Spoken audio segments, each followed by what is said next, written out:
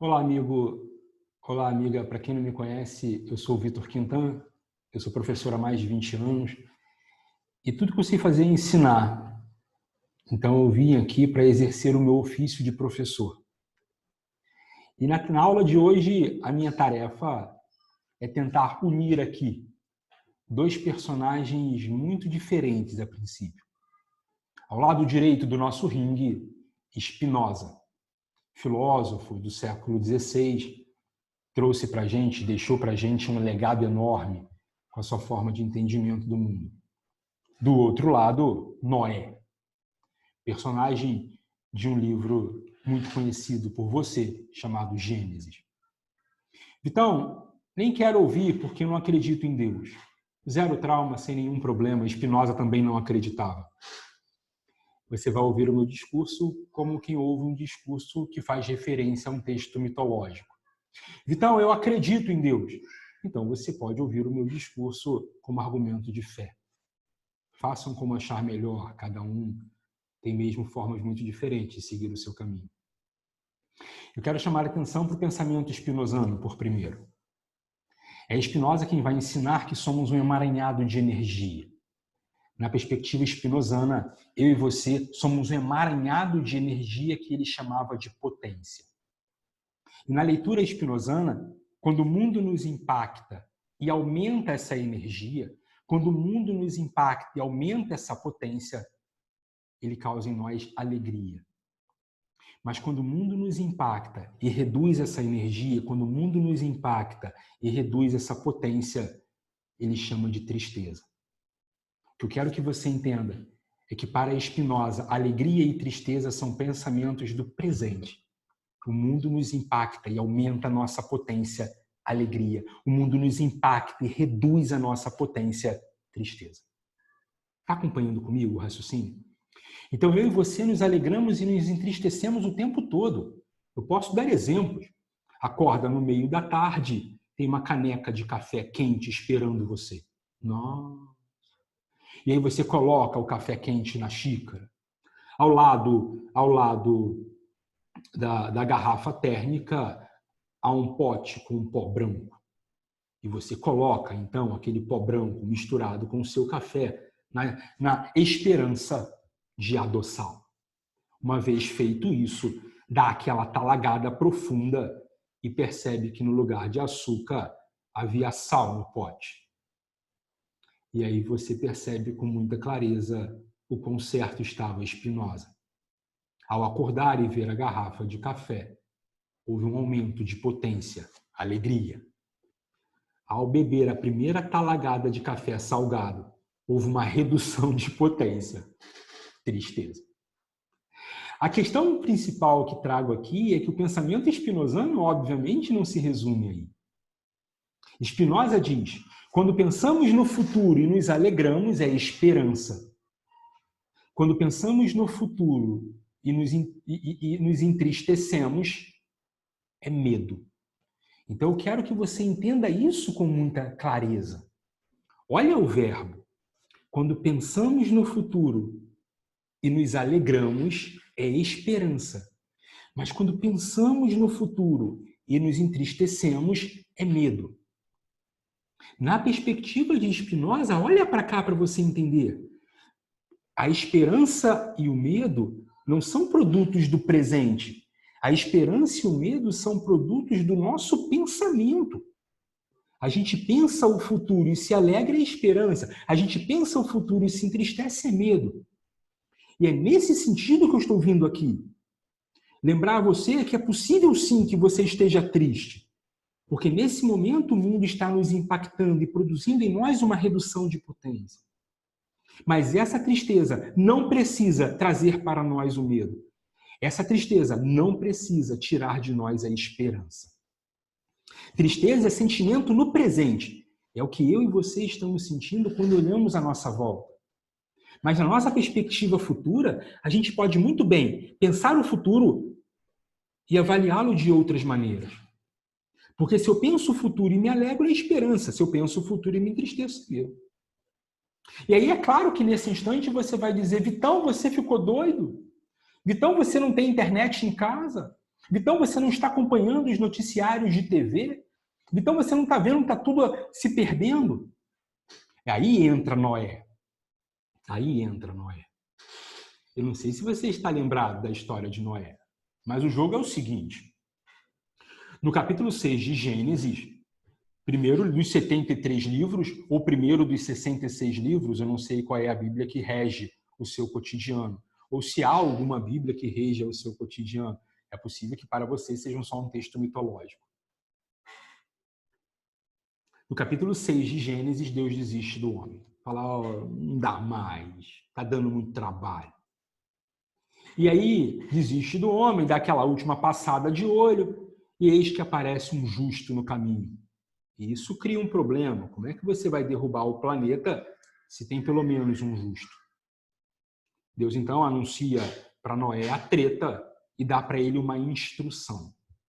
Nessa instrução, Noé constrói uma arca, coloca ali dentro quem Deus manda e enche a terra d'água. Não Noé, mas Deus. E, curiosamente, e aí começam uns nacos de relação com o nosso universo, Noé vai passar com a sua família dentro da arca uma quarentena. 40 dias, 40 noites. E aí eu quero que você olhe para mim, porque começamos a jogar um jogo muito interessante aqui com a história de Noé. Porque Noé vai ter que aprender a lidar com aquilo que Daniel Goleman chama de triplo foco.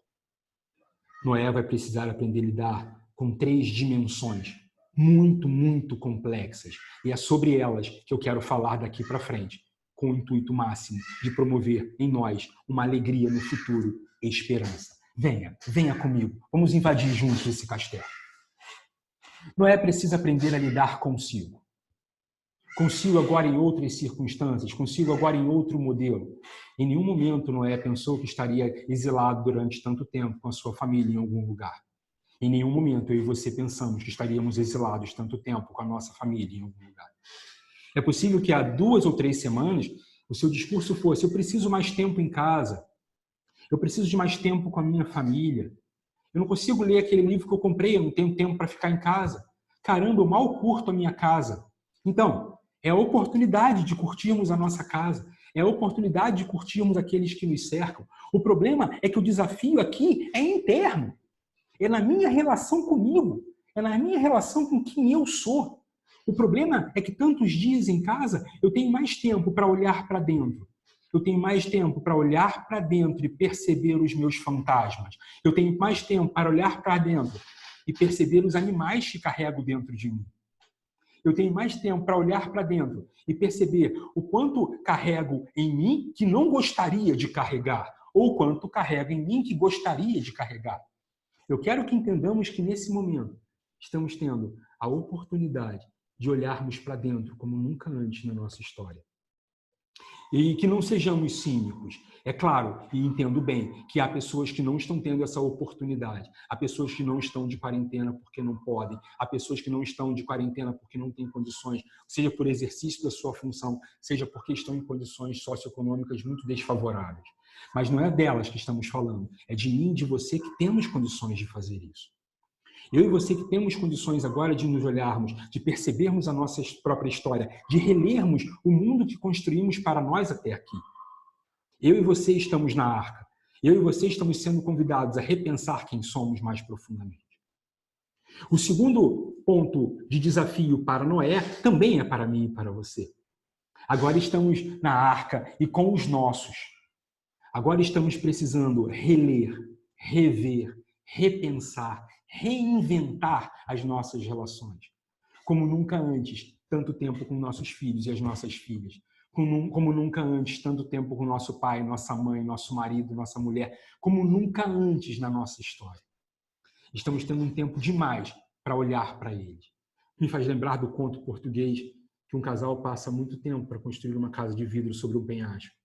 Dedicam-se durante 3 ou 4 anos à construção da casa. Uma vez construída a casa de vidro sobre o penhasco, anoitece. E aí o vidro vira espelho. E agora eles precisam se reler, se rever, se repensar, se reinventar. Estou chamando a atenção aqui, porque esse é um momento muito importante de reler o que está acontecendo. O que eu tenho visto como professor, pais desesperados para dar exercícios para suas crianças, pais desesperados que a escola ofereça tarefas, pais desesperados que as escolas entulhem seus filhos como sempre fizeram, para que eles possam ficar atarefados e não tenham contato. Ouçam carinhosamente, pai e mãe. Essa é a oportunidade que você tem de conhecer o seu filho. Desliga a TV e vai brincar com ele. Desliga a TV e vai brincar com o seu filho. É a oportunidade como nunca antes de conhecer esse adolescente que está na sua casa. É a oportunidade como nunca antes de conhecer esse adulto que cresceu à sua sombra, sem que você saiba agora quem é ele. Talvez seja o momento de sentarmos com os nossos e ouvi-los pela primeira vez. Talvez seja o momento de você sentar com seu pai e sua mãe e dizer: pai, mãe, o que vocês não me disseram ainda que talvez esteja na hora? Filho, filha, marido, mulher, irmão, irmã, o que você ainda não me disse que talvez esteja na hora de me dizer? É o momento de olharmos para dentro, é o momento de olharmos para aquele que nos cerca. O triplo foco de Daniel Goleman. É o momento de olharmos para nós mesmos e olharmos para aqueles que nos cercam. Esse é o momento. Está doendo para todo mundo. Ouça carinhosamente o que eu estou dizendo. Eu sei que você está querendo apoio, mas tem um monte de gente à sua volta precisando de apoio.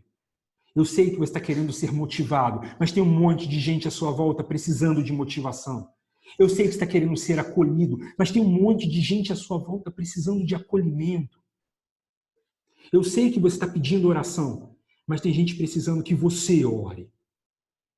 As nossas mãos não podem se tocar, os nossos braços não podem abraçar, mas os nossos joelhos podem se dobrar. Eu não tenho como resolver o seu problema, mas eu posso ser mais um joelho do seu lado. Essa é a mensagem, essa é a tarefa, esse é o momento. E Vitão, e eu que não acredito em nada, como eu faço?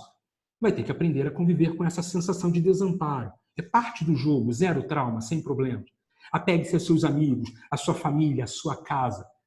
Apegue-se àquilo que você tem de mais nobre. Eu não sei o que é, cada um vai precisar encontrar o próprio caminho. É um momento muito importante de olhar para si. É um momento muito importante de olhar para esse outro que nos cerca e, sobretudo, no terceiro ponto, é o momento de entendermos o mundo no qual estamos. Quando a arca fosse se abrir, Noé sabia que o mundo não seria o mesmo. Quando, enfim, tudo aquilo acabasse, Noé tinha uma certeza. O mundo que ele ingressaria seria um mundo completamente diferente. O mundo no qual ingressaremos daqui a algumas semanas será completamente diferente do mundo que deixamos para trás. E a pergunta que eu preciso fazer é: o quanto estamos nos preparando para esse mundo que virá? Não sejamos cínicos.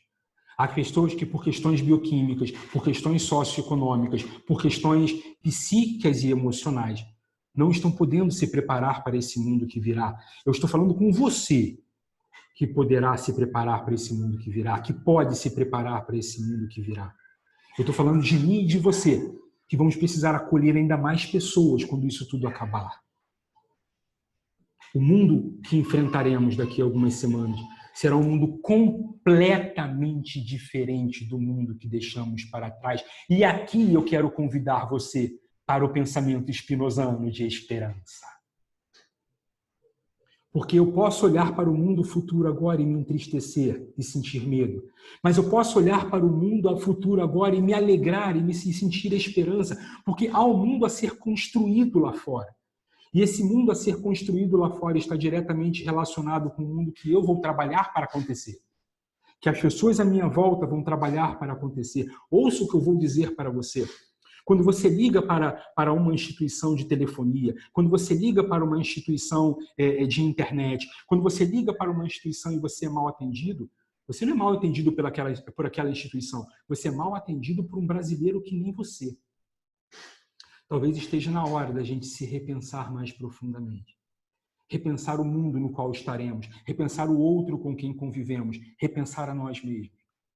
É duro, está doendo, está todo mundo sofrido, todo mundo machucado. Mas vamos lembrar uma coisa, está todo mundo machucado, então a gente tem que cuidar. É hora da gente estender os braços, é hora da gente estender as mãos e não tocar, porque o vírus é danado. Mas como nunca antes na história, estamos tendo a oportunidade de fazer uma releitura muito profunda da gente em 3 dimensões.